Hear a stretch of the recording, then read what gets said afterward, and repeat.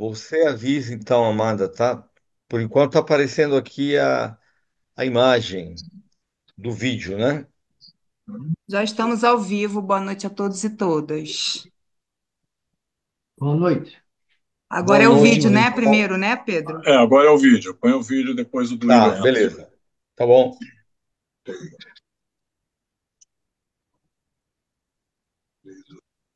Então dá play.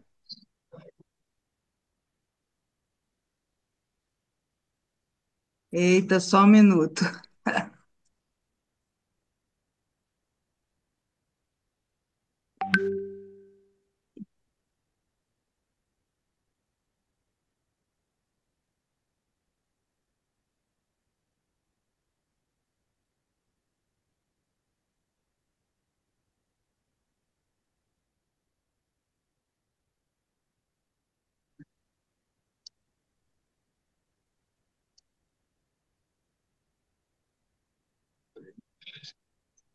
Olá, você está vendo aqui esse comentário da Sueli Moraes? Lula sim foi vítima de Lufé? É isso, Sueli. Lula foi sim vítima de Lufé e muitas outras pessoas também. O comentário de Sueli está num vídeo que eu fiz explicando do que, diferente do que diz Bolsonaro, ele não é vítima de Lufé. Nesse vídeo, eu até contei um pouco da minha história para exemplificar o Lufé. E lá surgiram outros comentários de pessoas perguntando sobre mim, sobre o meu caso, querendo se aprofundar. Até hoje, depois de 5 anos da minha prisão, eu nunca fui ouvida por ninguém da justiça. Nunca. Bolsonaro foi chamado para ser ouvido, mas escolheu ficar calado. Eu queria muito que um juiz me ouvisse, que lesse a minha defesa e as provas de que nada daquilo que eu fui acusado existiu. Em 2017, eu fui eleita prefeita da cidade de Conde, na Paraíba. Para vocês terem uma ideia, quando assumi, não existia nem prédio da prefeitura. O Conde é uma cidade de praia a uns 30 quilômetros de João Pessoa. Tem uma paisagem belíssima. Famílias que nasceram junto com a cidade, mas foram sendo excluídas, apagadas. O Conde também tem muitas pousadas e muitas casas de veraneio que até a minha gestão nunca tinham pago IPTU. Quando assumi o cargo de prefeita, consegui que a prefeitura fosse instalada num prédio público e o dinheiro do IPTU serviu para fazer melhorias para o povo. Na minha gestão, o povo passou a ter voz e ter seus direitos realizados. Pelo programa Chão de Direito, receberam a escritura dos lotes onde moravam. Pelo programa Mutirão da Vizinhança, praças foram construídas e revitalizadas. O povo teve acesso a medicamentos, escola, cursos profissionalizantes e de aperfeiçoamento. Enfim, houve de fato melhoria na qualidade de vida da população. Mas os bons resultados que nós conseguimos incomodaram muito as oligarquias paraibanas. Infelizmente, me viram como inimiga. E para me afastar, fui alvo de processos judiciais com acusações injustas. Porque não foi isso. É o uso do direito para deslegitimar inimigos públicos, para aniquilar lideranças que atuam para melhorar a vida do povo.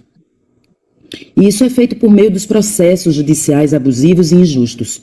Para saber mais sobre o meu caso e o caso de Lofé aqui na Paraíba, assista o documentário Justiça Contaminada, o Teatro Lavajatista da Paraíba.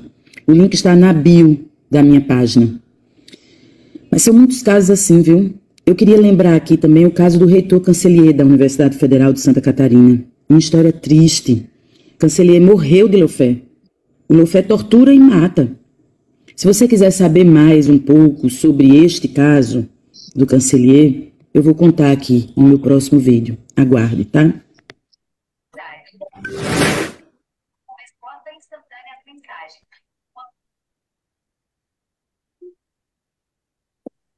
Boa noite, companheiras e companheiros. Estamos aqui iniciando mais um programa de formação política da Sétima Zonal do PT Carioca, formada pelos núcleos João Marco, Sernambetiba e Bete Carvalho. Hoje nós temos aqui a satisfação de receber a Márcia Lucena, ela que é uma companheira paraibana, feminista, professora com licenciatura em Educação Artística, com mestrado em Serviço Social, alguma pós-graduação também em Liderança e Gestão. A Márcia, ela foi secretária de Educação no governo da Paraíba na gestão do Ricardo Coutinho entre 2011 e 2014. E a partir de 2017 até 2020, ela foi prefeita do município de Conde.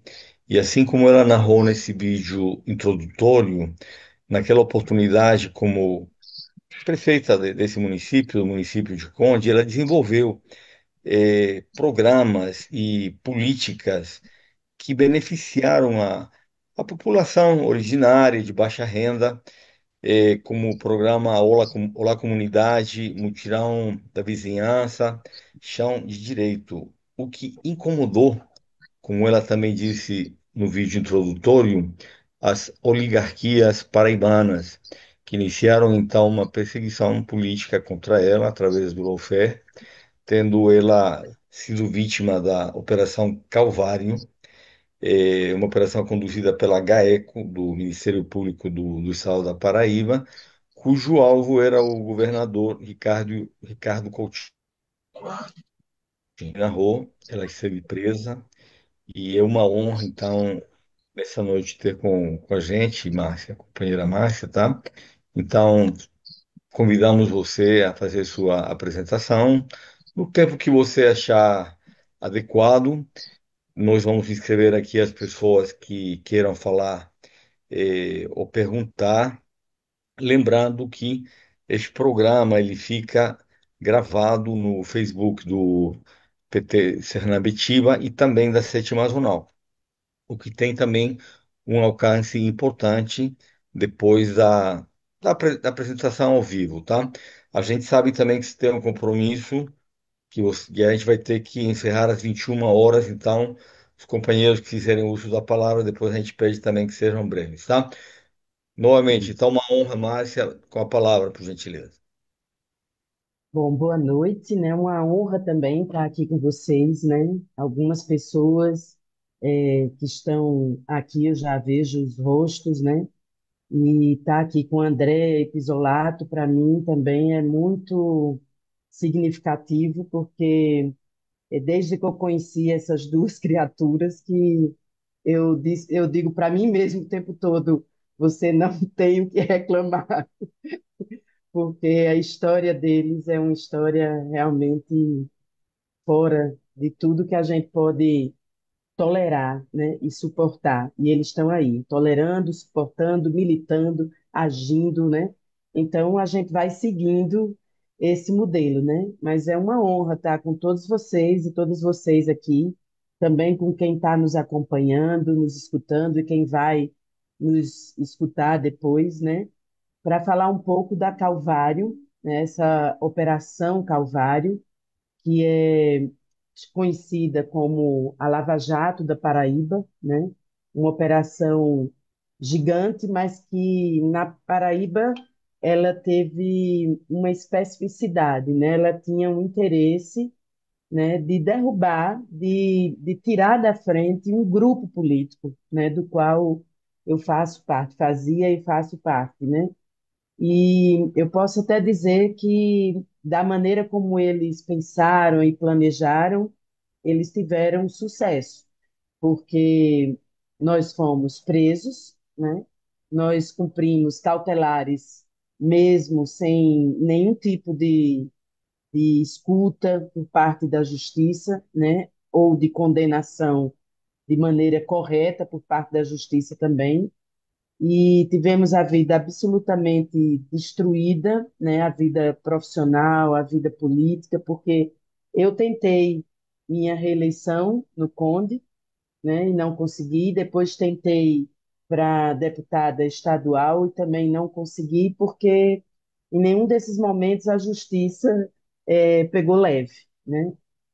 Mas para fazer uma introdução e, ao mesmo tempo, um resumo sobre a Calvário, além daquilo que rapidamente a gente pôde ver aí nesse vídeo introdutório, né? Eu queria trazer para a minha experiência, né? A Calvário é uma operação que atingiu um número muito grande de pessoas. Foram 55, se eu não me engano, indiciadas, né, na Calvário e um tanto presa aí, que eu não me recordo exatamente quantas pessoas, mas eu vou trazer para a minha experiência pessoal para ficar mais fácil para mim, mais legítimo também, né? Então, quando começou o movimento dessa Operação Calvário, que a primeira pessoa foi presa, que foi a secretária de administração do governo do estado, né, que tinha acabado de ser concluído, né, Ricardo Coutinho, que era o governador, ele foi governador até 2018, né, e 2017. Em 2018, a Livânia foi presa. E eu ficava olhando aquilo, assistindo aquilo, lamentando e dizendo: mas isso não é possível, tem alguma coisa errada aí, porque nós fomos colegas, eu e Livânia, eu era secretária de educação, ela era secretária de administração. E a gente pode entender muito facilmente que num governo, de uma maneira geral, a Secretaria de Educação é onde tem o maior volume de recursos, né? Então, para você entender, para vocês entenderem, a Secretaria de Educação do Estado, ela era o terceiro maior orçamento do Estado. O primeiro era o Estado todo, o segundo a Universidade Federal da Paraíba e o terceiro a Secretaria de Educação. E como é que isso estava acontecendo se eu, que era secretária de Educação, onde o dinheiro estava mais concentrado, como eu acabei de falar, nunca tinha recebido nenhum tipo de orientação, indicação, proposta, convite que fosse ilícito, que não fosse republicano, que não fosse uma coisa que desse orgulho e a gente quisesse anunciar para todo mundo, né? Como é que isso era possível?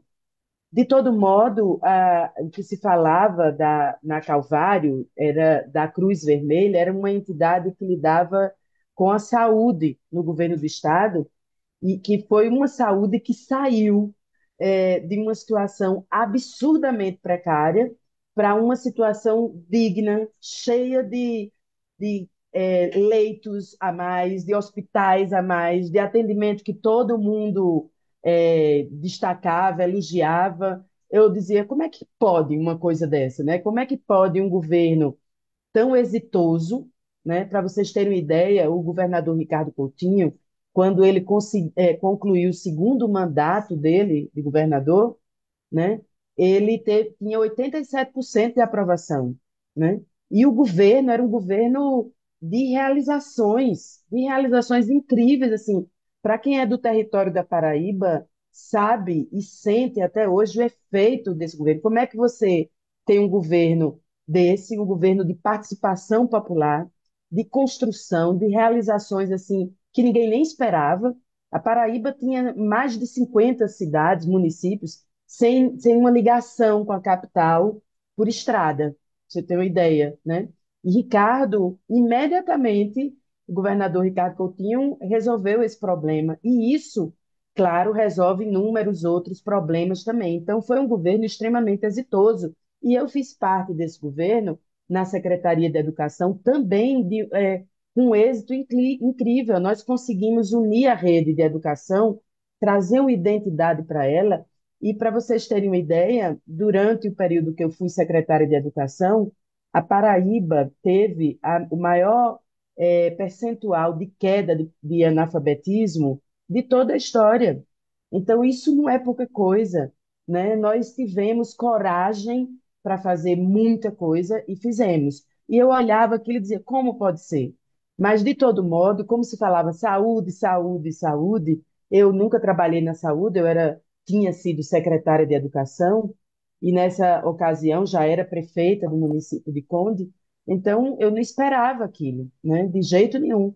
E quando foi em dezembro de 2019, dia 17 de dezembro de 2019, eu acordo com o portão da minha casa, eu moro no sítio, esse portão sendo derrubado, né, pelos carros da polícia, né, e eles entrando, né, em alta velocidade, né, pela minha casa. Eu acordei assustada, acordei meu marido, e logo em seguida a gente escutou os gritos, né, Polícia Federal, e eles entraram na minha casa e fizeram primeiro busca e apreensão, né? E diziam os policiais: a gente não sai. Eu dizia: por que que vocês estão aqui? Qual é o motivo disso? E eles disseram, não, a gente não sabe, a gente recebeu o mandato. E nós somos de Brasília, eles eram de fora da Paraíba, né? E viemos cumprir o mandato. A gente só sabe que tem muita gente sendo presa também, porque depois da busca e apreensão, eles apresentaram o mandado de prisão, né? E aí começa essa saga sem fim, né? Esse verdadeiro calvário que eu e os companheiros e companheiras que estiveram envolvidos comigo nesse momento também estão vivendo até hoje, porque da minha casa eu saí, no carro da polícia direto para um prédio da Polícia Federal, aonde eu não tinha tomado café da manhã, porque isso foi muito cedo, né? Então eu passei o dia inteiro sem ver ninguém, não tomei café, não almocei, não jantei, não, absolutamente nenhuma comida. A única coisa que tinha era um filtro de água, assim, e mais ninguém aparecia para dizer nada. Eu não sabia se devia abrir aquela porta, se não devia.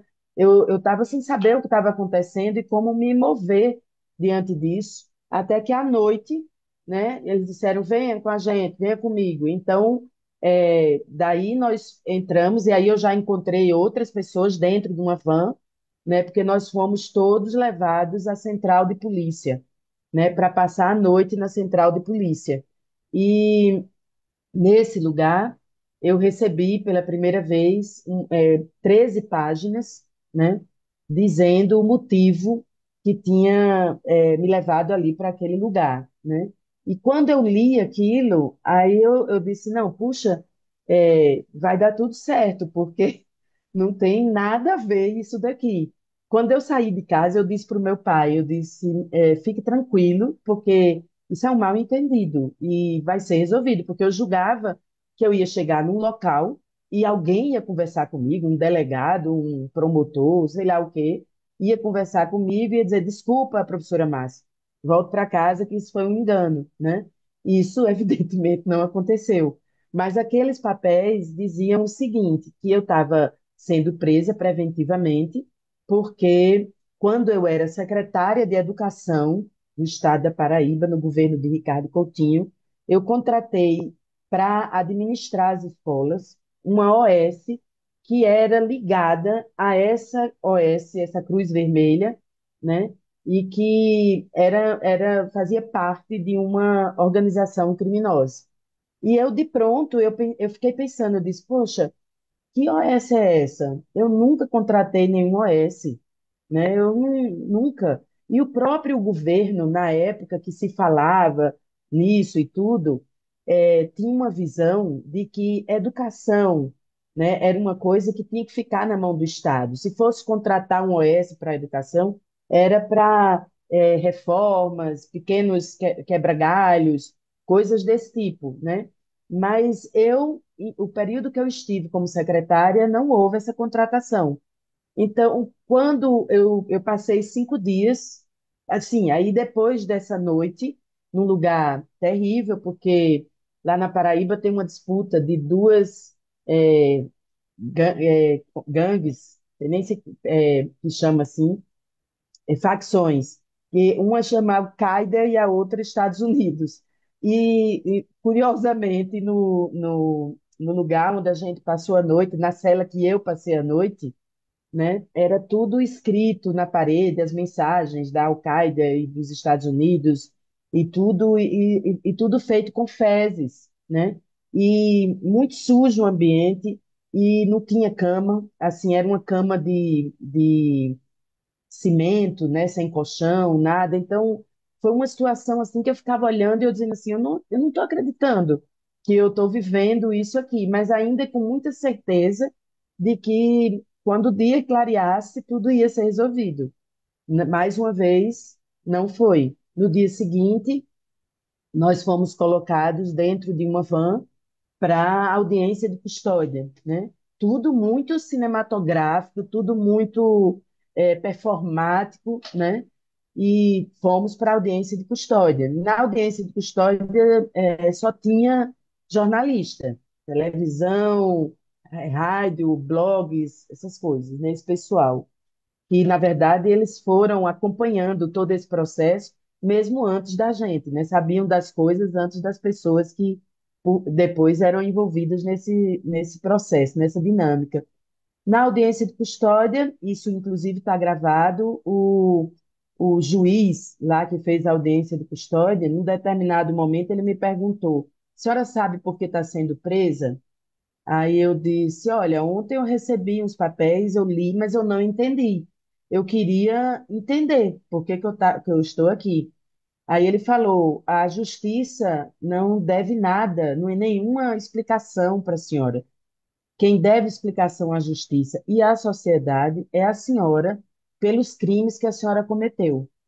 Pelo que eu vejo aqui, a senhora vai ficar pelo menos uns 9 anos presa, né? Então, ali naquele momento, eu comecei a ter a dimensão de que o negócio não era um engano, né? De que o negócio era um negócio realmente muito sério. E dali eu fui diretamente para o presídio feminino, né? Aonde eu fiquei 5 dias no presídio e foi interessante, organizou do lado de fora do presídio um movimento também, né, de pessoas tocando, cantando e fazendo manifesto e, enfim, foi uma experiência assim muita coisa num curto espaço de tempo, né? E aí o governador Ricardo Coutinho, ele estava no exterior no momento que todos nós fomos presos, mas quando ele viu a situação, imediatamente ele voltou para se entregar e ele foi preso no presídio vizinho, lá ao que eu estava. Era o masculino e o feminino, eles estão no mesmo complexo, né? E daí ele coincidiu que ele conseguiu um habeas corpus, né? E eu peguei carona nesse habeas corpus dele e consegui sair do presídio, né? E logo depois, um período depois, vieram as cautelares e foi a tornozeleira. Então eu usei 2 anos de tornozeleira, né? Apreenderam os bens, né? E até me foge as palavras, né? Os nossos bens foram todos presos pela justiça, né? E eu não tenho muitos bens, mas de todo modo é um ato que marca, né? Você eu não tinha acesso à conta bancária, né? Então, porque também prenderam a minha conta bancária, então eu não tinha acesso à conta bancária, ou seja, tiraram toda a cidadania, né? Da pessoa, assim, a gente fica um troço, uma coisa que não é cidadã, né? Não é uma pessoa com direitos mais, né? Tudo muito estranho. Felizmente, não me impediram de ser prefeita, o que eu acho muito esquisito. Como é que você é presa porque você desviou dinheiro público, ou seja, você é uma bandida, mas você pode continuar sendo prefeita de uma cidade, né? Isso demonstra muito a falta de cuidado e responsabilidade, até para ser ruim, até para fazer o errado, os caras fizeram de uma maneira. Eles apostavam tanto no sucesso de tudo absoluto que não tiveram o menor cuidado. Por exemplo, quando eu saí do presídio, que eu peguei a denúncia, né, a parte que me cabia, aí tinha o nome da empresa supostamente contratada por mim, né, o CNPJ, endereço, tudo. Então eu peguei aquilo, coloquei no Google, né, e botei notícias. E aí tinha, por exemplo, a notícia da assinatura do contrato e tinha o secretário que assinou o contrato. Eu fui secretária de 2011 a 2014 e esse contrato ele foi feito em 2017. E vale destacar que isso não é crime. Contratar a OS para administrar as escolas não é crime em lugar nenhum, né? Mas eles ainda cometeram esse absurdo. Eles colocaram como causa da minha prisão esse suposto crime cometido por mim em 2017, quando eu só fui secretária até 2014 e a gente estava em 2019, ou seja, uma bagunça absurda, né? Uma falta de cuidado para cometer o absurdo que eles cometeram, tão grande sinceramente, eu acho que se eu tivesse do lado deles, eu tinha capacidade de fazer uma coisa um pouquinho melhor. Mas fizeram um lamaçal. E isso é uma coisa que ainda persiste. Com 2 anos depois, eu consegui tirar a tornozeleira, logo depois, o direito de me deslocar, porque eu não podia sair da minha casa, ali da minha cidade, né? Então, eu consegui o direito de me deslocar, de viajar, etc., justificando tudo. E essas cautelares, elas foram. A gente também era proibido de se encontrar, eu, o governador Ricardo Coutinho, a deputada Estela Bezerra, que somos do mesmo núcleo político, e a gente não podia conversar, não podia se encontrar, né? Isso também com o tempo, né? Isso foi saindo, desaparecendo, mas fica essa mácula, né? Esse carimbo de presidiária, de ex-presidiária, de bandida, que isso não sai nunca, né? Fica a exposição o tempo todo na mídia, até hoje, né? Até hoje.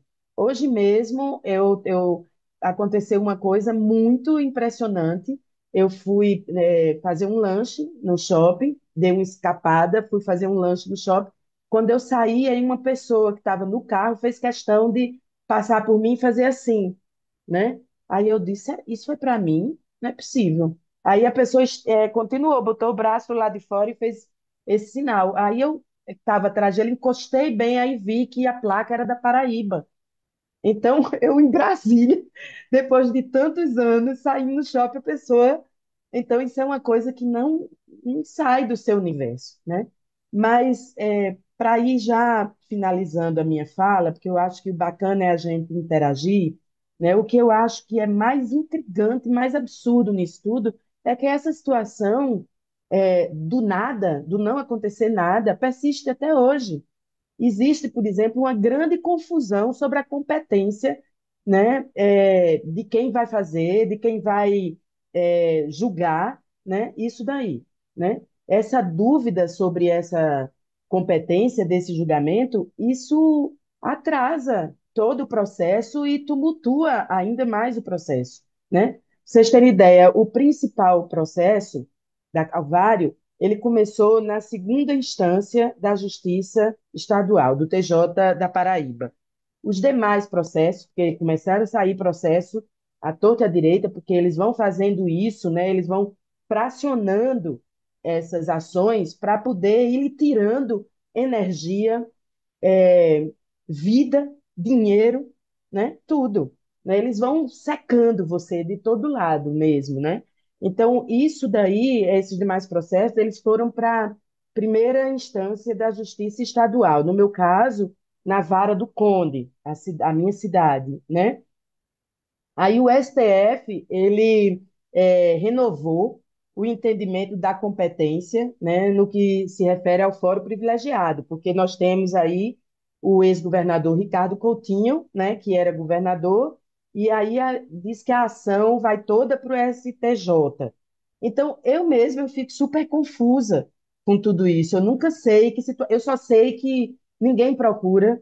Ninguém nunca procurou para me escutar, nem a mim, nem a ninguém da Calvário. Né? A gente não é ouvido, a própria mídia, que faz parte, né? Porque a gente está falando aqui do lawfare, né? Que é essa guerra híbrida, né? Essa guerra que a gente tem debatido toda semana, nas terças-feiras, e a gente tem divulgado e trabalhado muito para chamar a atenção do povo brasileiro para isso, que é uma coisa assim, gravíssima, porque é uma guerra muito bem pensada, muito bem articulada, né? Que envolve um conceito, uma ideia e um comportamento político, né?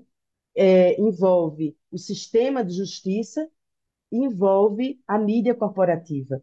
Então, essa triangulação aí é perigosíssima e isso tem atacado os países ao sul do planeta, né?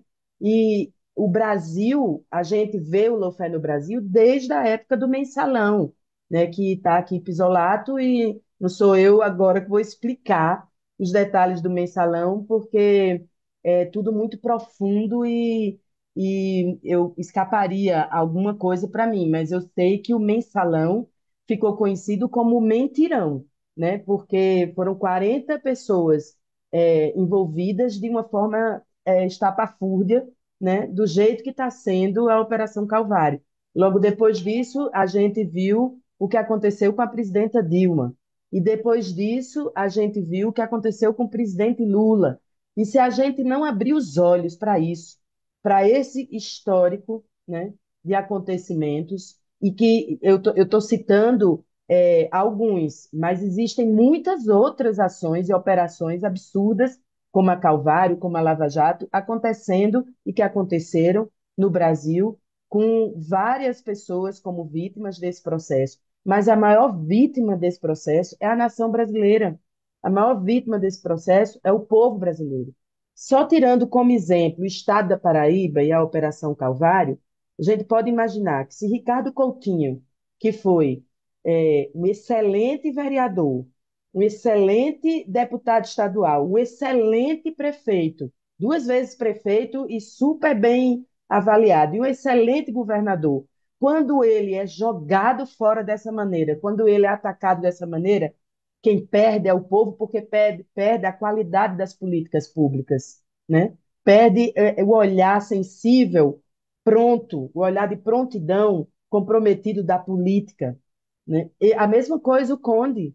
Se o município do Conde passou pela revolução que passou, positiva, nós tiramos as crianças que eram estudantes no município do Conde, nós tínhamos no Conde o menor IDEB, o penúltimo IDEB do estado da Paraíba. São 223 municípios. Era o penúltimo IDEB. Com 2 anos de trabalho, nós chegamos ao 23º lugar no IDEB. Então, nós demos um salto. Isso não é milagre, isso é trabalho.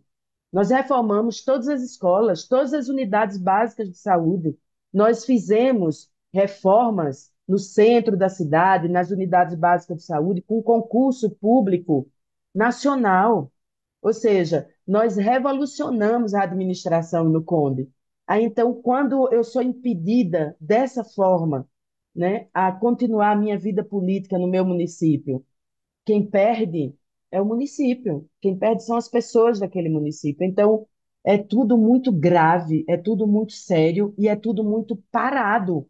Não sai do canto, as histórias não, o processo ele não acontece. Eu queria ser julgada, eu queria ser chamada, eu queria que isso que tivesse me acusado, essas acusações tivessem seguido o curso natural, como a gente está vendo agora com o inelegível, né? A gente está vendo agora as evidências do ex-presidente e de sua turma, né? De sua gangue, são muito claras, explícitas. Estão aí para todo mundo ver. Só é juntar dois mais dois, né? Tá aí. Mas todo o processo está sendo feito de uma maneira respeitosa, como deve ser. Não só a gangue do ex-presidente, mas todo mundo que participou do dia 8 de janeiro, né? Tá todo mundo sendo respeitado nesse processo. Por que que com a gente a polícia chegou invadindo e carregando presos sem a gente nem entender por quê? É evidente que aí tem um interesse, né? Aí tem um interesse político envolvendo tudo isso, né? Essa narrativa que é usada do combate à, à corrupção, né? Isso é o maior engodo, porque a gente sabe onde está a corrupção, onde está a concentração dos interesses e dos atos corruptos. A gente está vendo isso explicitamente, a gente assistiu isso, né? Não só os atos de corrupção, como de desrespeito, desumanidade, tudo. E está tudo aí de forma muito clara, e os processos estão seguindo, né, do jeito que tem que seguir, mas fica a forma como essas idas e vindas desse processo, né? Pela última decisão do STF, sairão do primeiro grau do TRE, que foi para o TRE no dado momento, para o segundo grau do TRE, ou para o segundo grau do TJ da Paraíba, ou para o STJ, né? Tudo muito confuso, e nada sai do lugar. E a gente fica carregando esse estigma, né, de alguém que roubou e desviou dinheiro público, que no princípio, no caso da Calvário, era um valor exorbitante. Eu não tenho nem a lembrança do valor aqui. Eu não sei nem se eu anotei isso em algum lugar, mas houve uma época que dizia que o dano ao erário causado pelo nosso grupo político era de mais de 134 milhões, né? Agora, como é que você, no caso do governador Ricardo Coutinho, como é que você faz um governo absurdamente transparente, exitoso, deixou a Paraíba numa situação incrível, maravilhosa, entrou no mapa do Brasil de uma forma super positiva? E como é que você é um governo que está ligado a uma organização criminosa, né? Eu não falo também a história do Conde, embora a Calvário não tenha uma relação, a princípio, direta com o Conde, depois eles acharam um jeito de colocar o Conde também. Só para vocês terem uma ideia, quando foi no período da campanha de reeleição, o Ministério Público da Paraíba solta uma outra denúncia contra mim, dizendo que encontraram lá quando eles fizeram a busca e apreensão, encontraram numa agenda minha uma anotação que esclareceu muita coisa. E essa anotação era Adeilda, uma seta, pessoa de Daniel. Daniel era o nome do chefe dessa organização criminosa, né? Da Cruz Vermelha. Então, parece que só tinha esse Daniel no mundo. O Ministério Público da Paraíba não conhece outro Daniel, porque eles colocaram isso como uma prova de que essa Adailda era uma advogada, né, que trabalhava no Conde para o Daniel fazer a ponte entre eu e o Daniel e colocar, inclusive, o CNPJ do escritório da advocacia dessa Adeilda. E o telefone dela, o nome completo e o telefone. Então, a minha secretária de administração, na época, por curiosidade, ligou para essa Adailda e nós identificamos. A Adailda era uma professora de um assentamento rural lá no Conde e o Daniel era um vereador que havia pedido para essa Adailda de professora passar para gestora da escola. Por isso tinha essa anotação no meu rascunho, mas eles colocaram isso como uma justificativa, né, uma comprovação de que eu era de fato uma pessoa criminosa e que tinha participado de todo esse arranjo junto com a Cruz Vermelha, né? Então, são coisas muito violentas, são coisas muito absurdas. Nós tivemos, particularmente, né, a experiência de ficar 2 anos com uma tornozeleira carregando aquele troço 2 vezes no dia, durante 2 horas e meia cada carga, né? Sem poder sair da minha casa, da área coberta da minha casa à noite, finais de semana e feriado, né? Isso é uma tortura. Não tem outro nome para isso, né? Meu pai e minha mãe com Alzheimer, e tudo moravam a 300 metros da minha casa e eu não podia ir visitá-los, né? Eu fiz várias solicitações à justiça porque em 2010, em 2008 eu tive câncer no colo do útero, eu fiz várias solicitações para fazer o meu acompanhamento médico, né, de prevenção do câncer, e nunca foi autorizado. Eu saí para um médico em João Pessoa, né? Então, assim, é tortura, não tem outro nome para isso, né? E aí a mídia, né, essa mídia corporativa, essa mídia hegemônica, ela contribui, ela faz a parte dela nesse processo, né, trazendo uma visão para as pessoas de que o crime está sendo combatido, né? E as pessoas vão, né, embarcam nessa história e tudo vai ficando mais complexo e mais difícil, né, na vida da gente. Eu depois, a última eleição para deputados e deputadas, eu participei como deputada estadual, tentando a vaga de deputada estadual, e durante o período da campanha, a Justiça da Paraíba foi a público para dizer que eu estava inelegível, quando não era verdade. Eu não estava inelegível. Mas eles foram a público afirmar que eu estava inelegível. E a imprensa divulgou isso para todo canto. E eles pegaram o recurso que o partido enviou para a campanha, R$ 50.000, e eles bloquearam esse recurso.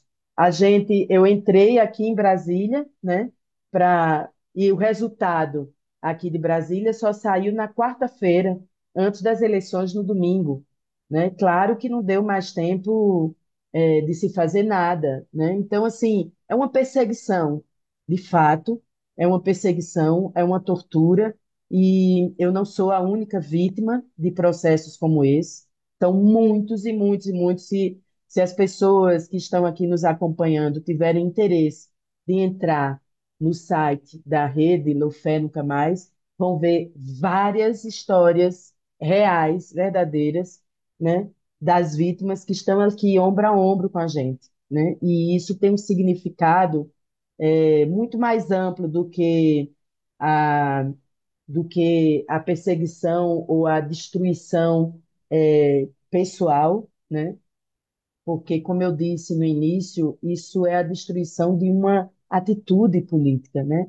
De uma ação política que inclui, né, que respeita, que valoriza os direitos humanos, né, que busca o melhor para a população, né, o melhor para o povo. E, por incrível que pareça, isso não é difícil de fazer, né? Não é difícil você fazer uma boa política, não é difícil você ver resultados imediatos da política. Quando eu entrei para a prefeitura, né, que eu peguei a prefeitura absurdamente destruída, não tinha, como eu disse no vídeo, não tinha nem sequer sede da prefeitura, né? E já no início do ano chegou um monte de multas que somavam 84 milhões, essas multas no município, quando a arrecadação do município, a receita, era 90 milhões, né? Então, foi uma situação super difícil, mas nós conseguimos reverter essa situação, deixar, quando eu saí do município, apesar da pandemia, né?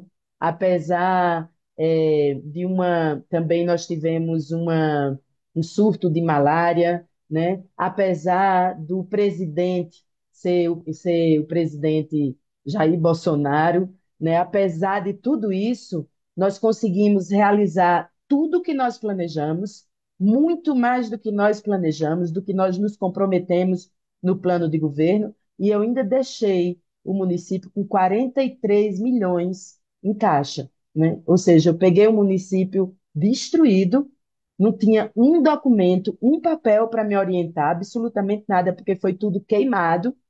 Para vocês terem uma ideia, tinha numa sala, lá num determinado espaço, tinha uma fogueira, o resto de uma fogueira, cinzas de uma fogueira, que dava aqui, no meu peito, né? A altura da fogueira, porque todos os documentos foram queimados. Isso foi registrado, foi enviado para o Ministério Público Estadual, Ministério Público Federal, Polícia Federal, e até agora, se houve alguma condenação de alguém sobre esses absurdos, ninguém soube, ninguém viu. E não foi, não. Ninguém foi condenado, nada disso saiu do lugar. A pressa, né? A pressa da Justiça da Paraíba, ela tem nome, né? A urgência de agir tem nome. Ricardo Coutinho, e quem estiver junto com ele, né? Quem estiver trabalhando na mesma forma que ele, que é essa forma de ampla escuta, né? De respeito, de cidadania, quem estiver fazendo isso vai ser perseguido. E justamente, eu fui secretária de Ricardo, né? E aprendi muita coisa da forma de se fazer gestão pública, da forma de se fazer política, e trouxe isso para o território, que essa é a nossa tarefa, né? É levar para os territórios, principalmente os pequenos territórios, que são a maior parte do território brasileiro, né? Levar uma forma de ação política que seja inovadora, inclusiva. Comecei a fazer isso fazendo justiça tributária. E aí comecei também a cavar a minha participação nisso tudo, porque quando você faz a justiça tributária, você mexe com quem não devia, né? Então, quem não precisava pagar o IPTU, porque não tinha nenhum serviço da prefeitura naquela área, naquela região, não pagou, passou a não pagar, e quem não pagava passou a pagar. Então, eu coloquei 10 mil lotes que tinha fora do sistema do IPTU para dentro do IPTU, né? Outro grupo que manipula muito a vida numa cidade, né? Numa cidade como Conde, que é uma cidade praieira, é uma cidade de especulação imobiliária, é o grupo de construtores, é esse grupo de especulação imobiliária, e nós aprovamos na Câmara a lei de uso e ocupação do solo, né? Essa lei de zoneamento, ela também foram 15 meses fazendo, construindo essa lei junto com a população, né? E essa lei foi uma lei que contrariou muitos interesses de muita gente poderosa, né? Então, foram situações que eu fui fazendo, no município de Conde, são 3 quilombos, três aldeias tabajaras, né? 3 aldeias dos povos tabajaras, indígenas, e 16 assentamentos rurais. Então, eu abri uma conexão de escuta desses agrupamentos da sociedade muito, muito, muito intensa, né? Criei vários mecanismos de participação social.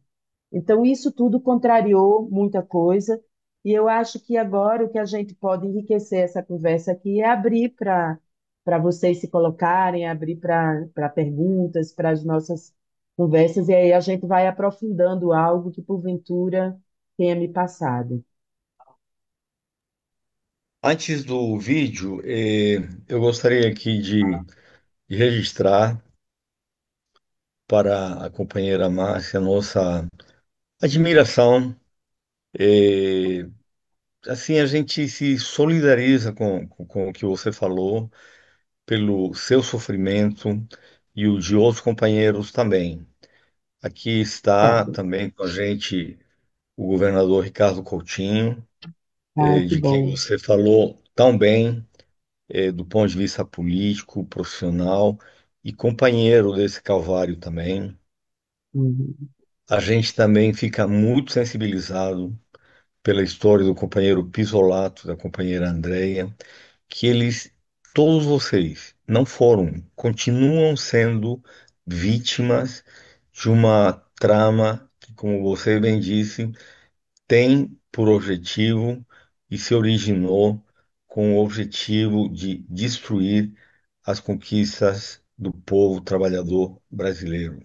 Até o dia de hoje, o Brasil está se reconstruindo, tratando de se reconstruir de toda a mazela ocasionada desde o Mensalão e posteriormente na Lava Jato e de todos os tentáculos e de operações que surgiram dessa maneira de se praticar o lawfare contra os políticos que, na sua maioria, estavam trabalhando, fazendo política em benefício em prol da população brasileira. A Andrea, ela quer compartilhar um vídeo. Pode colocar, Andrea, tá? Eu já me estendi um pouco demais com minhas palavras, mas eu fiquei realmente muito sensibilizado, tá, Márcia, pelo seu depoimento, assim como a gente ficou já quando o Pisolato, André falaram, enfim, e isso nos motiva para continuar na luta e aproveitar as oportunidades para manifestar a nossa admiração por vocês. Bora, André. Márcia, eu tô suspirando aqui, eu tô respirando fundo aqui para não chorar, sabe? Mas eu disse, tem o videozinho da tua audiência de custódia. Esse vídeo para mim, assim, sabe, me faz chorar. Toda vez que eu vejo, porque eu acho assim uma coisa tão terrível, um juiz fazer o que ele fez, né? Então tá, gente, eu vou colocar aqui o share sound.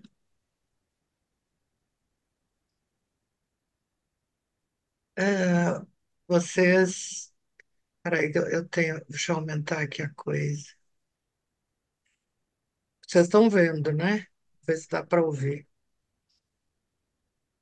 Já foi presa ou está sendo processada? Não, Tem alguma coisa? Sabe os motivos da sua prisão? eu li ontem, Excelência. Quer esclarecer alguma coisa? Eu queria, na verdade, mas eu acho que isso vai acontecer no processo, ser esclarecida, né? E esclarecer apenas que eu estaria totalmente à disposição, se tivesse sido chamada, para responder absolutamente qualquer coisa. Eu só fui chamada na medida em que fui presa, no momento exato da prisão.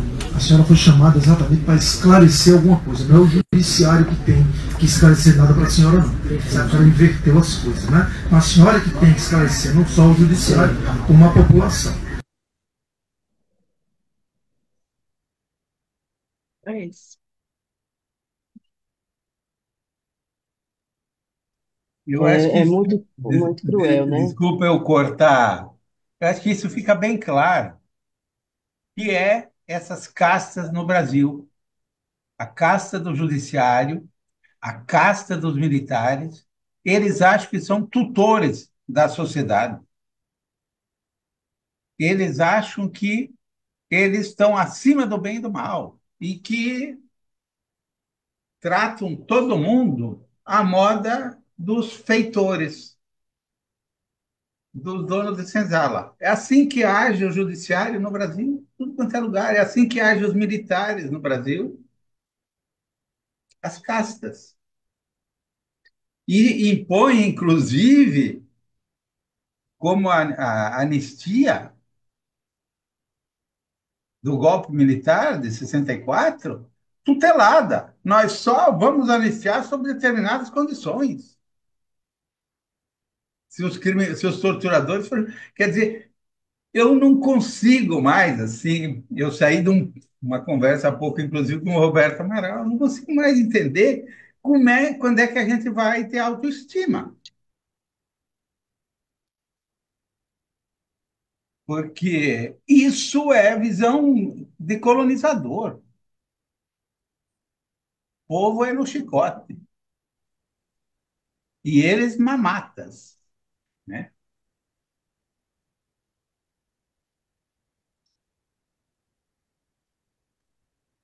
Desculpa, eu quando vejo esse vídeo assim, quando eu vejo esse vídeo da Márcia, eu tenho uma vontade assim de um dia encontrar esse juiz e, como diz, e errar o pedal da bicicleta e meter a bicicleta no meio das pernas, porque é isso, eles querem domesticar a sociedade. É o que a gente vê, é o que a gente vê agora, né? Nós vamos trancar a pauta no Congresso, porque tem que aprovar a anistia. É isso. É, Soberbo. Pessoal, Pedro Paulo, vou lhe pedir uma gentileza. Antes de Já, você, já concedida por Ricardo Coutinho. isso, tá? Vai ser uma honra ouvir as palavras do nosso governador Ricardo Coutinho. Por favor, companheiro Ricardo, pode falar, por gentileza. Até Muito mais do que boa, 3 minutos, tá? muito boa Tempo noite, livre para o senhor. companheiros e companheiras. Eu não podia deixar de frisar algumas coisas, né, depois desse relato que é estritamente fiel da história da Márcia, da vida da Márcia. E eu poderia começar dizendo que ela entrou no meio disso por uma razão muito simples. Esses brucutus, eles sabem que Márcia era o futuro. Que Márcia pegou uma cidade que não existia, que era uma cidade balneário, onde juízes e promotores têm um monte de casa, e começou a fazer justiça social com respeito, com tudo, e essa cidade foi se diferenciando. Então, não tem bobo no meio disso, eles sabiam disso, né? A outra questão, companheiro do Ilha, é o seguinte, é que isso não foi gerado na Paraíba, isso foi gerado em Brasília. Não tenham a menor dúvida disso. né? Jamais aquele pessoal lá teria o peito de articular uma conversa dessa, sabe, uma armação dessa e peitar e levar adiante, né? Eu lembro que no dia 11 de dezembro de 2019, eu estava em Brasília voltando no aeroporto e tinham 11 promotores, incluindo o procurador-geral, que eu tinha nomeado, inclusive, né? E me saudaram rindo, assim, todo. Não, eles já tinham ali todo vamos dizer assim, o script para no dia 17 de dezembro, né? Ou seja, às vésperas do recesso forense, para que ninguém pudesse sair, né? Fosse deflagrada a famosa Operação Calvário. E com um detalhe, o cara que foi fazer esse tipo de delação, esse que Márcia colocou, da Cruz Vermelha, ele já estava morando em Portugal, vem para o Rio de Janeiro, é óbvio que ele sabia que seria preso, né? Não tem nenhum bobo no meio disso. E ele não fica nem um dia no Rio, ele vai automaticamente para Brasília. Ora, se a ordem de prisão era no Rio, por que ele veio para Brasília? Ele veio para Brasília porque eles fizeram construir um acordo. E esse acordo existiu em função da posição do governo ao longo desse golpe de 2016. Desde 2014. Em 2014, o primeiro comício da Dilma no segundo turno foi em João Pessoa, conosco, né? A gente enfrentava lá a turma do PSDB, ganhamos, né? Mas o primeiro comício foi lá em João Pessoa. Depois, nós levamos a Dilma para João Pessoa. Ela já tinha saído do governo, estava no Palácio da Alvorada, naquele processo lá no Senado, e mesmo assim nós a levamos, juntamos umas 15 mil pessoas, uma festa popular maravilhosa, maravilhosa, né? E peitando, a gente sabia que estava perdido, eu sabia, né? Mas a gente estava lá dizendo que era golpe, era golpe. Em seguida, na inauguração que o Temer fez da transposição de São Francisco, chegou lá numa hora e começaram a baixar o nível contra Dilma e contra Lula, e eu fui falar, né? A plateia era toda contra, porque era a plateia da oposição, mas eu abri o verbo e isso criou uma confusão, acabaram tudo. E 9 dias depois, a gente fez um ato numa cidadezinha de 25 mil habitantes. Nós levamos 100 mil pessoas para Monteiro, que foi a inauguração da transposição com o Lula, com a Dilma, com muitos senadores, deputados. Enfim, Lula, inclusive, no trajeto, me disse: Ricardo, essa nos últimos tempos é a primeira vez que eu estou aqui reencontrando as pessoas, vamos dizer assim, em plateia aberta. Ele estava indo para encontro metalúrgico, estava indo para encontro sem terra, mas em plateia aberta ele estava reencontrando isso. E foi uma apoteose, compreende? Então, foi o papel que a gente faria tudo de novo, não tenho a menor dúvida disso. Foi o papel da nossa posição que nós colhemos toda essa perseguição que começou a ser gestada, evidentemente, antes de 2018. Então, o que Márcia coloca é em função da visão dos caras do futuro e do ódio, porque eles têm ódio. Esse juiz aí que vocês ouviram, eu cheguei 2 dias depois, teve que pagar uma nova passagem, eu estava viajando, foi o caos, né? Cheguei 2 dias depois para me entregar, né? Para saber de que é que eu era acusado. Quando fui fazer a audiência de custódia, tinha umas 200 pessoas na sala transmitindo, e aí depois eu soube para todas as redes da campanha de Bolsonaro, que eles criaram muitos e muitos núcleos, né? Grupos de WhatsApp. Tinha 200 pessoas na sala transmitindo. O meu advogado disse: Excelência, fazer uma audiência de custódia com isso aí é um absurdo. Tal. Ele virou e disse: quando é para vocês aparecerem, vocês adoram. Agora, quando é a nossa vez, aí vocês chiam, mas vai ser assim mesmo. Enfim, O que eu acho, para finalizar e agradecendo o tempo, sabe, Márcio, é que esse perigo que nos ronda, ele está intacto, ele está aí, né? Ninguém se iluda, toda a estrutura continua armada. Os juízes, aí se você tira Moro e tira aquele do Bretas, mas quantos e quantos e quantos juízes se identificaram com Moro e com Bretas pelo Brasil afora? Inúmeros. Você vê o Dallagnol, né, que foi o único que saiu, os comparsas dele estão lá em Curitiba. Né? Então, toda essa articulação está armada e é preciso que a gente, e o governo principalmente, que vai ser ainda muito mais atacado, que a gente tenha todo o cuidado possível.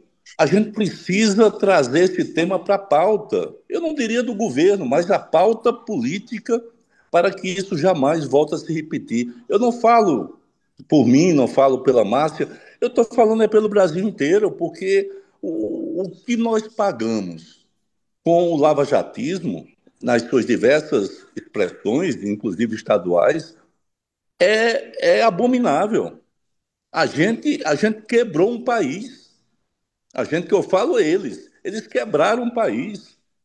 Eles derrubaram o presidente quando o desemprego era o menor da história. Eles quebraram um país provocando de 4 milhões e 500 mil desempregados. Eles quebraram todas as grandes empresas nossas, inclusive as que atuavam lá fora, vencendo licitações e ocupando espaço das americanas. Essa coisa do Lofer e o Pisolato, que tem uma história também, né, assim, terrível de perseguição contra ele, sabe disso. Todo esse processo ele vem do núcleo americano. Chegou aqui dos Estados Unidos, Departamento de Justiça. Chegou aqui, ele tomou as suas diversas formas.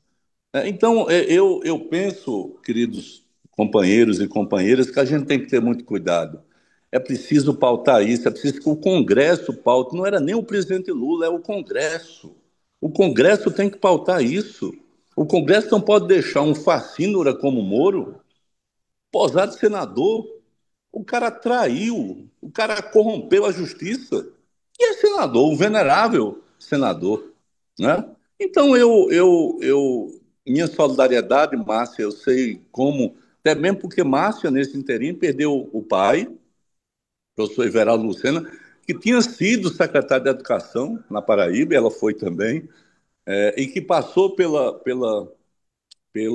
FUNESC, ela passou também, ou seja, perdeu o pai, né, que meio que abreviou a sua caminhada por vontade própria, posso dizer assim. Agora, recentemente, perde a mãe. Enfim, um outro rapaz que foi preso perdeu o pai quando estava dentro da prisão. Ou seja, é um absurdo, um absurdo dos absurdos, e ninguém é ouvido para nada. Por quê? Porque isso serve à política. Isso serve à política. É isso, né? E é na política que nós precisamos derrotar, né, toda essa estrutura mafiosa que gerou o lavajatismo aqui no nosso país. Obrigado, William. Obrigado a vocês todos e obrigado a quem me passou a palavra aí. Eu furei fila. Eu não furo fila nem de pipoquinha, viu? Nem de pipoca eu furo. Obrigado, gente.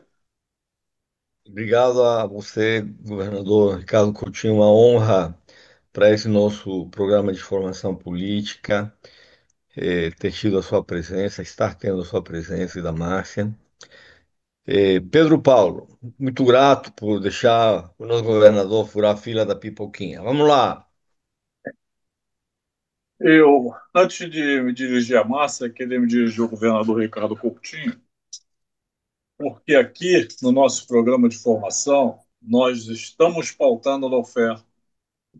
E a presença da Márcia, o Pisolato já, Sim, a sim, presença sim. constante, Sem a dúvida. André já esteve aqui, a Cleide Martins também já esteve aqui, e Ricardo Coutinho, você está no nosso radar para vir aqui. Maravilha, Eu tenho seu contato anotado maravilha.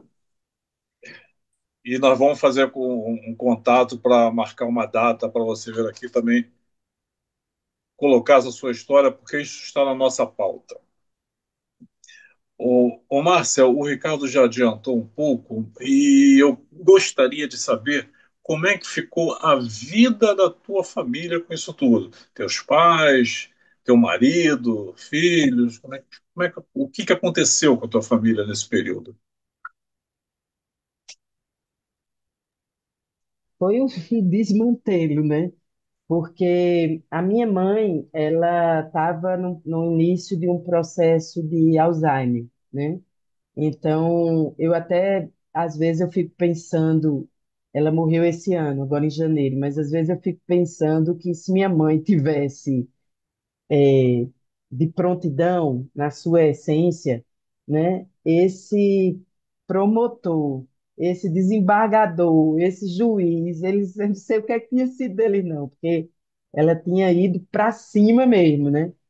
O meu pai, ele, como o Ricardo colocou agora há pouco, eu e ele, nós sempre tivemos uma identidade muito, muito, muito, muito profunda, né? A gente sempre fez conexões, assim, muito profundas. E ele, enquanto eu estava no presídio, ele, inclusive, tem vídeos, tem esse documentário que Justiça Contaminada, né, sobre a Calvário. Ele traz uma parte que tem uma parte que o meu pai aparece falando no megafone lá do lado de fora do presídio e dizendo que todos nós que estamos ali, eles, né, que estavam ali fora do presídio, nós não estamos aqui, não devemos estar aqui por causa de Márcia, simplesmente. Nós estamos aqui pela democracia, né, porque a democracia é mais importante que a vida de qualquer um de nós. Então, nós estamos aqui pela democracia, nós estamos aqui pela a luta das mulheres, porque é por ser também uma mulher que Márcia está nessa condição, dizia ele lá fora. Então, ele, enquanto eu estava presa, ele foi muito ativo, muito forte, né, o tempo todo.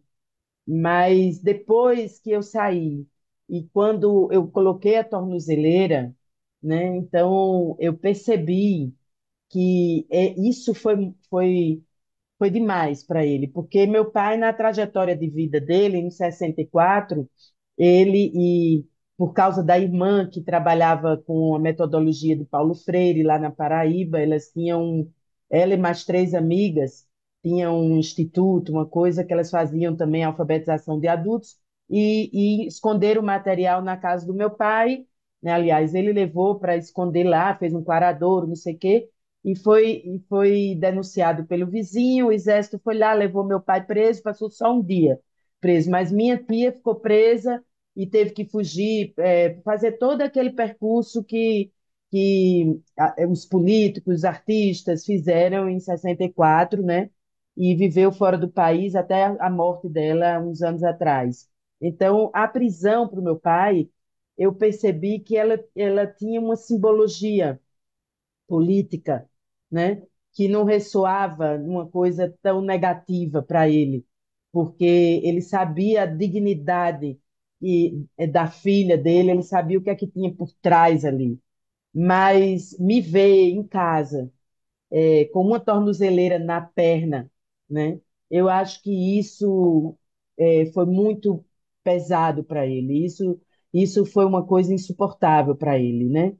E, inclusive, uma vez um músico amigo nosso fez um show e eu falei que gostaria muito de ir para o show, mas não podia porque a minha situação não permitia. E ele disse: Eu vou fazer o show aí na sua casa. Convide os amigos que eu vou fazer na sua casa, né? E escurinho. E ele foi com a banda fazer o show e nós ficamos a família, meu pai, minha mãe, meus irmãos, meus cunhados, cunhada, tudo em casa para essa festa. E a mulher do músico do Escurinho, ela fez uma tornozeleira de papel, de, de papelão, ela fez uma tornozeleira para todos os músicos chegarem lá com tornozeleira também, e levou uma tornozeleira para todo mundo. Então, todo mundo que estava na minha casa assistindo o show, que eram meus familiares, colocaram uma tornozeleira, foi uma forma simbólica deles dizerem assim, estamos com você, né? E o meu pai tirou uma foto dele e da minha mãe com a tornozeleira e fez uma postagem no Facebook com um texto, né, sobre isso. No dia seguinte, a manchete era prefeita do Conde desacata a justiça fazendo a festa da tornozeleira, né? Então era aquela coisa que a minha família queria me dar força, mas tudo que acontecia acontecia, vazava de uma outra forma, né? Isso machucou todo mundo, né? Meus filhos ficaram, inclusive o meu filho, minha filha morava já no Canadá nessa época. Não pôde vir por causa da pandemia, etc. Mas o meu filho, que morava em João Pessoa, eu morava no Conde. Ele morava em João Pessoa, na mesma hora que a Polícia Federal chegou na minha casa, chegou na casa do meu filho. Ele acordou com os policiais ao redor da cama dele, porque eles também arrombaram a porta. Então, ele acordou com os policiais armados em cima dele, assim, né? E por nada, porque simplesmente não procuraram nada na casa, não buscaram nada, não fizeram nada. Somente fizeram uma coisa para a mídia, para chamar a atenção da mídia e para torturar a mim como mãe, a ele como filho e a toda a família, né? Então, isso foi uma coisa realmente que desestruturou muito a minha família. Meu pai acabou não resistindo, né? E ele adoeceu, e nesse processo de adoecimento, ele decidiu tomar morfina e morrer, né? Então foi uma coisa que para ele foi muito difícil, eu acho, esse processo, porque além de ser um processo violento e injusto, né? Eu sei que eu como filha, eu tinha algo mais assim com ele, né? Era uma filha muito chegada a ele nas ideias, nas atitudes, no pensamento, na vida, né? Como o Ricardo disse, eu sem planejar, eu segui os passos do meu pai muito de perto, né? Ele foi secretário, eu fui secretária, ele foi presidente da FUNESC, eu fui presidente da FUNESC, ele era professor, eu professora. Nós trabalhamos juntos muito tempo na vida, assim. Então, eu acho que ele não aguentou. Então, esse talvez seja o ponto mais frágil para mim de tudo isso, sabe? De toda essa experiência, porque até hoje, meu pai era uma pessoa muito lúcida, né? Tinha uma visão da vida muito plena, muito lúcida. Então, até hoje eu sinto falta do que ele iria me dizer, sabe? Do que ele iria me apontar, do que ele iria fazer. Então, é aquela situação, nós todos, eu, Ricardo, e todas as pessoas que viveram essa experiência, né? Nós tivemos a vida roubada, sabe? Porque a nossa vida, ela é uma consequência de nossas escolhas, né? Todo mundo sabe disso, que a vida que a gente tem, ela é consequência de nossas escolhas, do meio que a gente vive, das escolhas que a gente faz, das decisões que a gente toma, né? E, e a vida que eu vivo hoje, embora eu agradeça muito tudo que eu vivo hoje, né? E tudo que eu vivi na vida eu agradeço, mesmo esse momento de tanta dificuldade e dor, né, me fez crescer também de alguma forma, né? Mas assim, essa vida não, eu não trabalhei para ela, né? A minha vida a que eu vinha no curso normal, né? Aquela que eu tinha conscientemente ou não escolhido, vivido, aquela foi roubada, né? Essas pessoas responsáveis por essa operação, eles roubaram a minha vida e eles colocaram uma outra no lugar. É certo que eu não aceitei a outra que eles colocaram para mim. Eu não aceitei, né? Eu não morri como eles queriam que eu tivesse morrido. Eu não sucumbi como eles queriam que eu tivesse sucumbido. Eu saí do presídio e na mesma hora eu subi numa caminhonete para falar, né? Isso foi no sábado, na segunda eu estava na televisão, num programa de televisão, para falar, para contar essa história, né? Então eu não sucumbi, eu não morri. A vida que eles me impuseram, eu não aceitei e não aceito. Mas a vida que eu trabalhei durante toda a minha existência aqui na Terra para ter, também não existe, porque eles roubaram essa vida. Então, o que há hoje para mim, e eu acredito que isso é para as outras pessoas também, em algum aspecto, o que há hoje para mim é uma resistência, né? É uma forma de estar viva e resistir, né? E como o Ricardo disse, esse é um mal terrível trazido pela política, por meio da política. E é por meio da política que isso precisa ser combatido. Eu também não tenho, não sobrou em mim uma, uma esperança, né, de que as coisas sejam resolvidas para mim, né, para nós, para agora. As coisas, eu não falo nem só da Operação Calvário, mas as coisas de uma vida comum, mais inclusiva, mais humana, mais digna, mais respeitosa para todo mundo, né? Eu não tenho tanta esperança como eu já tive que isso aconteça agora, mas eu tenho absoluta certeza que se a gente não permanece na política e não luta na política para que as coisas mudem, a gente está condenando um futuro também, né? Então, eu tenho absoluta certeza que o futuro a gente vai ter uma qualidade de vida comum, que é o que interessa, né, maior. Então, a gente não pode sair da trincheira, a gente não pode sair da luta, né, a gente não pode sair da política, porque é por meio da política que a gente vai conseguir qualquer tipo de reparação, né? Qualquer tipo de ajuste é por meio da política, não tem outro caminho, né? Porque a política é o instrumento mais poderoso, mais ágil, mais rápido e que atinge o maior número de pessoas no mesmo momento que a gente tem na sociedade, né? Como no modelo de sociedade que a gente vive. Então, é aí que a gente precisa estar, né?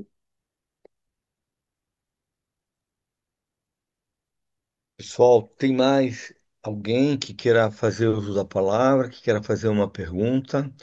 Nós estamos já nos aproximando também dos 4 minutos finais, que a companheira Márcia tem que sair. Se mais ninguém tiver, nós vamos agradecer então novamente, tá, companheira Márcia, pela sua disposição, pela sua coragem e por esse depoimento muito bonito que você fez, sem se vitimizar, sem levar isso para o lado pessoal, e sim trazendo para a dignificação da sua luta e da política, como um exemplo para nós. É, e nosso respeito pelo seu sofrimento, pelas injustiças, da mesma forma que aconteceu com o presidente Lula, com o presidente Dilma, com o governador Coutinho, com infinidade de companheiros, companheiros que estão aqui presentes, que eu já falei também, a companheira André, o companheiro Pisolato. Antes de pedir sua palavra final, eu vou pedir para o companheiro Pedro Paulo ele fazer uma nota aí a respeito da nossa agenda futura, depois dessa de hoje, que realmente engrandeceu esse nosso grupo aqui de formação política. Foi assim, um dos momentos mais emocionantes desde que a gente já está com essa atividade há 5 anos. Fala, companheiro Pedro Paulo. Engrandeceu e deixou todos nós emocionados, Marcelo, com certeza. No próximo dia 8, nós vamos ter aqui o ex-deputado Carlos Santana. Ele vai fazer uma exposição sobre transporte ferroviário. E no dia 15, teremos a vereadora Maíra do MST. Vai falar sobre reforma agrária com foco em áreas urbanas. As outras datas, dia 22 de abril, lógico, não vai ter programa, né? Dia 21 feriado, dia 23 feriado. Então, não vai ter programa, né? Aqui no Rio, dia 23 é feriado, Márcio. Aí, no dia 20. E para as outras datas eu preciso fechar. E já estou pensando em convidar os companheiros Ricardo Coutinho e Paulo Coutinho. São dois Coutinhos que estão na sala. Márcia, muito obrigado. Muito obrigado. O Duílio já falou tudo que nós poderíamos ter falado. E o Pisolato já mostrou toda a nossa indignação por tudo que aconteceu contigo. Um grande Eu que abraço, boa noite para agradeço. você. Eu que agradeço muito a vocês a oportunidade, né?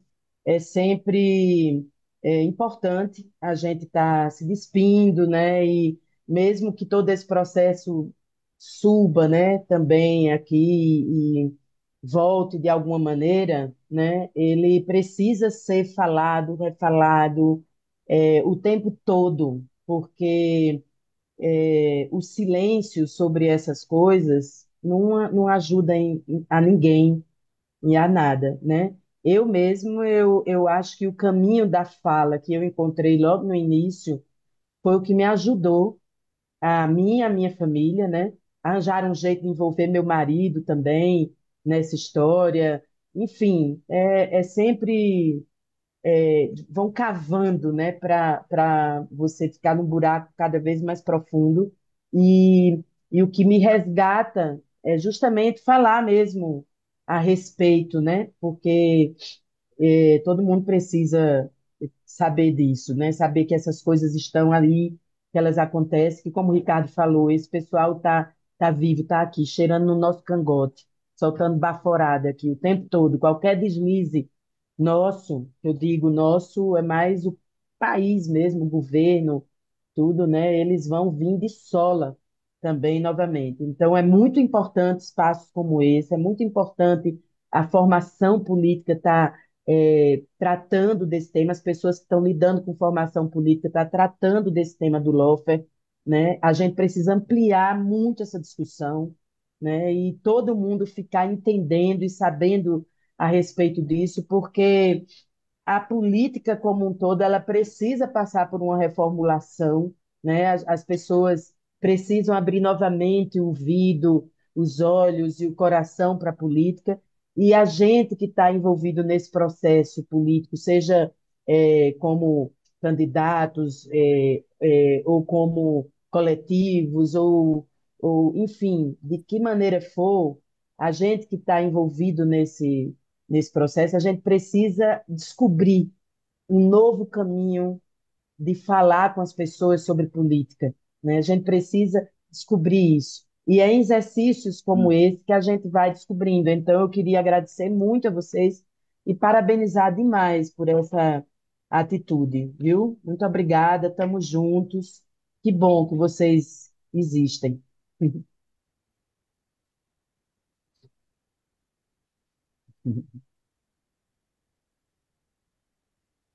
Vai, Duílio, encerra. Pessoal, então, muito grato novamente pela participação. Um abraço fraterno e companheiro para a companheira Márcia, muito grato.